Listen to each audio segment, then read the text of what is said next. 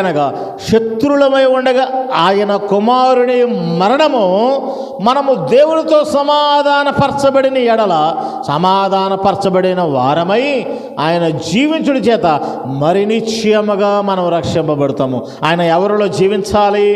మనలో నిత్యము జీవించాలి.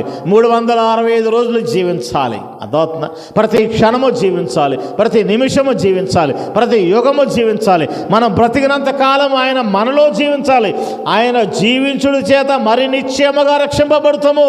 అంటే హృదయములోనే మనం ఆయనకు దేవాలయం కడితే మనము నిత్యము కూడా మనం బ్రతుకుతూనే ఉంటాం, రక్షింపబడుతూనే ఉంటాం. మనము సంవత్సరానికి ఒకసారి మనము చేయాల్సిన అవసరం లేదు. దేవునికి పండగ చేయాల్సిన అవసరం లేదు.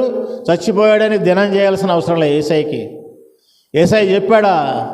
ఏసయ్య ఏనాడన్నా చెప్పాడా నాకు మీరు నాకు పుట్టినరోజు చేయమని? ఏసయ్య ఏనాడని చెప్పాడా నాకు దినం చేయమని? నేను చచ్చిపోయిన దినాలను మీరు జ్ఞాపకం చేసుకోమని ఏనాడు చెప్పలేఆయన. అదవుతుందా? కానీ ఈ ప్రజలు ఆచారము చేశారు ఈ కార్యక్రమాన్ని.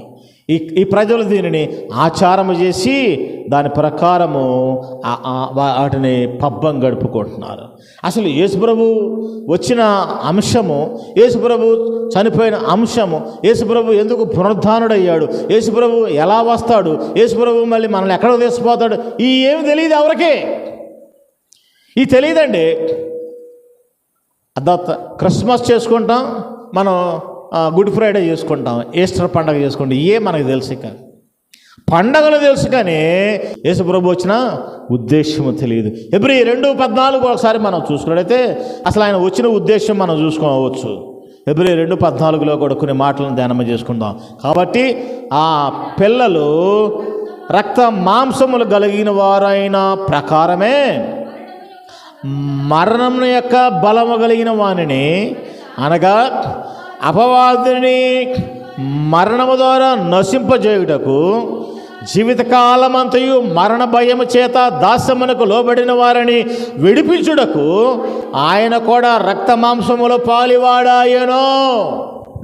ఇది తెలుసుకోవాలి, ఇది చదువుకోవాలి. ఇది చదవట్లా.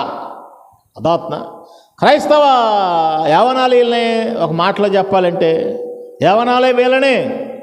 ఈ క్రైస్తవ మూక, ఈ క్రైస్తవ సమూహము, ఈ క్రైస్తవ ప్రజలు, ఈ క్రైస్తవ కుటుంబాలు, ఈ క్రైస్తవ సేవకులు, ఈ క్రైస్తవ విశ్వాసులు ఈ వాక్యములు చదువుకోవట్లేదు, వాక్యం ప్రకారం బ్రతకట్లేదు, వాక్యం ప్రకారం జీవించక ఏమవుతున్నారంటే ఆచరణ కలిగిన క్రైస్తవులుగా ఉంటున్నారు. హెబ్రీ పత్రిక 2